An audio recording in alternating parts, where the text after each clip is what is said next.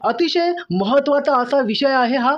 तर मित्रांनो, बऱ्याचशा शेतकऱ्यांना, पशुपालकांना, दुग्ध व्यावसायिकांना नेमकं एका गायीमागे, संकरित गायीमागे किती किलो चारा या ठिकाणी द्यायला पाहिजे, त्यामध्ये हिरवा किती द्यायला पाहिजे, कोरडा किती द्यायला पाहिजे, दोन्ही एकत्र करून द्यायला पाहिजे का, पशुखाद्याचं प्रमाण किती असलं पाहिजे, मिनरल मिक्सरचं प्रमाण कसं असलं पाहिजे, जेणेकरून मित्रांनो तुमची दुधाची प्रतवारी एकसारखी राहील, दुधाचं प्रमाण एकसारखं राहील, दररोज एका प्रमाणात दूध निघेल आणि गायी निरोगी राहतील, आजारी कमी पडतील। तर मित्रांनो, त्यासाठी हा व्हिडिओच्या माध्यमातून एका संकरित गायीला साधारणपणे किती किलो कोरडा, सुखा, त्याचबरोबर हिरवा चारा किती प्रमाणात लागतो, पशुखाद्य किती प्रमाणात लागतं, याविषयी सविस्तर माहिती या ठिकाणी मी दिलेली आहे। तर यामुळे अतिशय महत्त्वपूर्ण व्हिडिओ आहे। तुम्ही हा व्हिडिओ शेवटपर्यंत बघा। तुम्ही या चॅनलवरती नवीन असाल तर अशा व्हिडिओसाठी तुम्ही या चॅनलला सबस्क्राईब करा आणि व्हिडिओ आवडल्यास मित्रांनो व्हिडिओला लाईक करा। एखाद्या दुभत्या जनावराला आहाराची गरज 3 प्रमुख गोष्टींसाठी या ठिकाणी असते।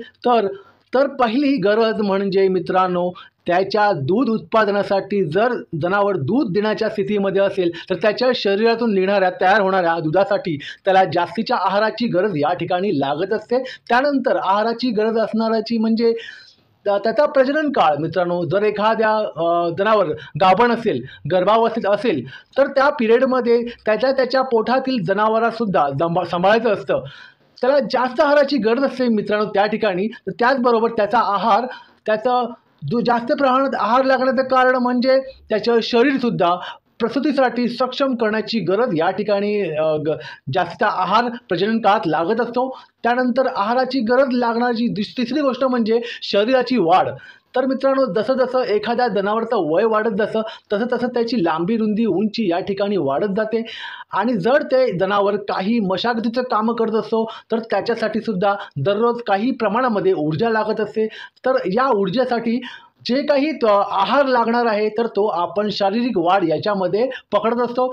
आणि जर शास्त्रीयरित्या आपण जर बघायला गेलो तर मित्रांनो, एका वैज्ञानिक दृष्टिकोनातून एखाद्या जनावराला साधारणतेची आपण भूक बघितली साधारणपणे तर त्याच्या वजनाच्या 3 ते 3.5% इतकी असते। आता मित्रांनो, हे कसं काढायचं याच्यासाठी बघा, इथे समोर तुम्ही बघू शकता, आपल्या इथे 500 किलो वजनाची गाय या ठिकाणी उदाहरणासाठी आपण घेत आहोत। मित्रांनो, इथे आपण समजलं 500 किलो वजनाची गाय, हायब्रिड गाय आपण आहे, तर ती आपल्याला 20 लिटर दूध दररोज या ठिकाणी देत आहे।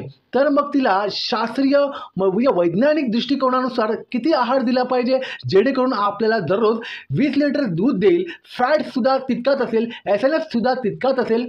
त्याचबरोबर मित्रांनो, तिच्या शरीराची झीज होणार नाही, ती कायम निरोगी राहील, आजारी पडण्याचं प्रमाण कमी राहील, वेळेवरती इतर गोष्टी ती सर्व काही व्यवस्थित करेल। त्यासाठी आहार किती पाहिजे आणि मित्र 500 किलो वजनाची गाय, तर शास्त्रीय दृष्टिकोनातून तिला 3 ते 3.5% तिच्या वजनाच्या 3 ते 3.5% मित्रांनो, 500 किलोचे 3 ते 3.5% इथे बघा, 15 ते 17 किलो म्हणजे हे बघा इथे दाखवल्याप्रमाणे 15 ते 17 किलो इथे होऊन जातं।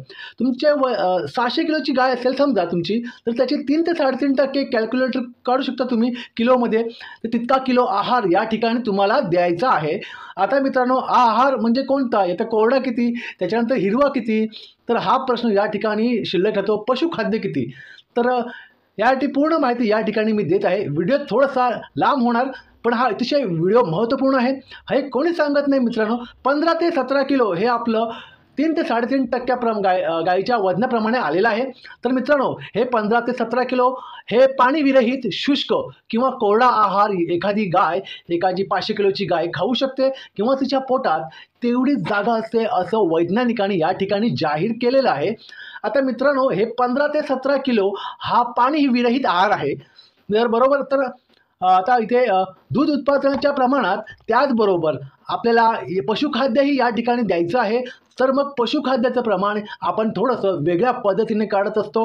तर ते सगळ्यात महत्त्वाचं म्हणजे दुधाच्या प्रमाणावरती या ठिकाणी अवलंबून असतं। आता पशुखाद्य किती द्यायचं, तर प्रत्येक 3 लिटर निघणाऱ्या दुधामागे तुम्हाला 1 किलो पशुखाद्य या ठिकाणी द्यायचं आहे. मग मित्रांनो, पशुखाद्यामध्ये तुम्ही नाना ढेप, त्याचप्रमाणे तुम्ही पेंडही असं वगैरे काही देऊ शकता. तर द्यायचं कसं, प्रति 3 लिटर निघणाऱ्या दुधामागे तुम्हाला साधारणपणे 1 किलो पशुखाद्य या ठिकाणी द्यायचं आहे.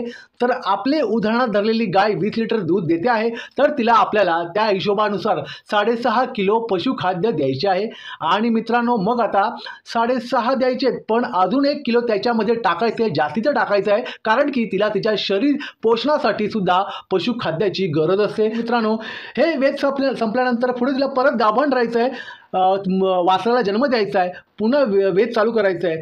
तिचं शरीर पण पोषक झालं पाहिजे, त्यासाठी आपण जास्तीचं 1 किलो पशुखाद्य या ठिकाणी वाढीव देत असतो. तर मग असं टोटल मित्रांनो, प्रति 3 लिटर मागे 1 किलो प्रमाणे 20 लिटरला 6.5 किलो आणि जास्तीचं 1 किलो, असं टोटल मिळून 7.5 किलो. तर मग मित्रांनो, आता हे पशुखाद्य तुम्ही एकदा न देता साधारणपणे दिवसात 2 वेळा देऊ शकता, किंबहुना 3 वेळासुद्धा विभागून या ठिकाणी टाकू शकता. तर आता मित्रांनो, आपल्या आधीच्या हिशोबानुसार गाईच्या पोटात 17 किलो जागा आहे, जवळपास 60 किलो पशुखाद्य आपण दिलं आहे. तर पशुखाद्य जे आहे त्याच्यात पाण्याचं प्रमाण काय अगदी 0च असतं, त्यामुळे एक प्रकारचा तो कोरडा चारा होऊन जातो. आणि आपल्या गाईचं आधी हिशोब केल्याप्रमाणे 17 किलोच भूक आहे, आणि 17मधनं जर आपण 7 वजा केले तर गाईची भूक कोरड्या चारा खायची फक्त 10 किलो या ठिकाणी शिल्लक राहिलेली आहे. तर मग 10 किलो कसा भरवायचा आहे, तर मित्रांनो, ही जी 10 किलोची भूक आहे, आपण याच्यामध्ये कोरडा आणि हिरवा या ठिकाणी आपल्या पिकांपासून निघणारा चारा या ठिकाणी देणार आहोत. तर मित्रांनो, आता त्यासाठी आपल्याला साधारणतः 10 किलो आपल्याला शिल्लक आहे, तर त्यातली 60% आपण वाळलेल्या चाऱ्याने भरू, म्हणजे 60%, 10 किलोचे 60% म्हणजे 6 किलो, म्हणजे 6 किलोमध्ये वाळलेला चारा एकतर आपण कडबा देऊ शकतो, किंवा प्रक्रिया केलेले गवत या ठिकाणी देऊ शकतो, गव्हाचे भुसकट देऊ शकतो, सोयाबीनचे भुसकट देऊ शकतो, आपण गव्हाचा कोंडा देऊ शकतो. तर मित्रांनो, हा तुम्हाला कोरडा चारा जो आहे, जो बाजरीचे, ज्वारीचे, तांदळाचे जे काही वाळून ठेवलेलं वरण असते तेही तुम्ही याच्यामध्ये देऊ शकता. तर ही तुम्हाला 6 किलो द्यायची आहे. तर लक्षात आलं का तुम्हाला? तर याच्यानंतर थोडीशी भूक या ठिकाणी शिल्लक राहिलेली आहे, ती म्हणजे किती, 4 किलो भूक या ठिकाणी शिल्लक राहिलेली आहे. तर मित्रांनो, आता 4 किलो भूक आपण हिरव्या चाऱ्याच्या माध्यमातून भागवणार आहे. तर आता इथे 4 किलोची भूक राहिली, तर आपण 4 किलो फक्त मोजून हिरवा चारा द्यायचंच असं नाहीच, कारण की मित्रांनो, आधी सांगितल्याप्रमाणे जे काही वजन निघालं होतं 17 किलो, तर ते कोरड्या चाऱ्याचं होतं. आता तुम्हाला जसं माहिती, हिरवा चारामध्ये पाण्याचं प्रमाण जवळपास 80% असतं, म्हणजे 10 किलो जर हिरवा चारा देत असेल तर ॲक्च्युलीमध्ये तो आपण वाळवला तर हे 2 किलो शिल्लक राहणार आहे, तुम्हाला माहितीच आहे. तर त्यानुसार मित्रांनो, हिरव्या चाऱ्याचं गणितसुद्धा आपल्या त्या हिशोबाने करून तो चारा द्यायचा आहे. तर आपली भूक 4 किलो राहिली आहे, तर त्या 4 किलोसाठी आपल्याला जवळपास 20 किलो हिरवा चारा टाकावा लागणार आहे, तेव्हा त्याच्यामधून कोरडा 4 किलो चारा त्याच्या पोटात जाणार आहे. लक्षात आलंच असेल मित्रांनो तुम्हाला काय गणित आहे.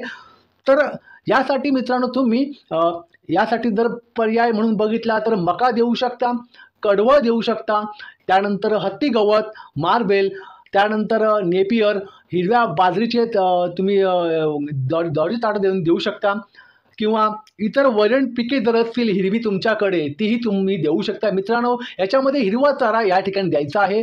त्यानंतर यामध्ये मेथी घाससुद्धा यामध्ये तुम्ही देऊ शकता, किंवा बर्सिन यामध्ये चारा तुम्ही देऊ शकता.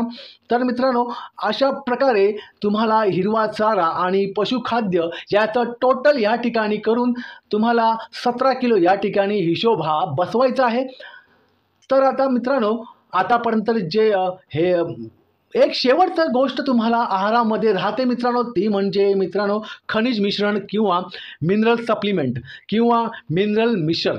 आता मित्रांनो, मिनरल मिक्सर म्हणजे आपण दुधाळ द्रावण या ठिकाणी देतच असतो. तर आता प्रत्येक साधारण किती द्यायचं आहे, आता शक्यतो आपण दुभत्या जनावरांना देण्याचा प्रयत्न करत असतो. तर हे देण्यामागचा उद्देश काय आहे, बऱ्याच वेळा गायींना खनिज या ठिकाणी मिळत नाही, आणि ते मग खनिज या ठिकाणी सारख्या सप्लिमेंटमधून या ठिकाणी द्यावे लागतात. तर आता मित्रांनो, गाई म्हशींना प्रति निघणाऱ्या 1 लिटर दुधामागे 5 ग्रॅम हे साधारण मिनरल मिक्सचर द्यायचं आहे. तर आपण उदाहरण धरलेली गाय 20 लिटर दूध देते आहे. 1 लिटरला 5 ग्रॅम, तर 20 लिटरला साधारण 100 ग्रॅम खनिज मिश्रण या ठिकाणी तुम्हाला द्यायचं आहे.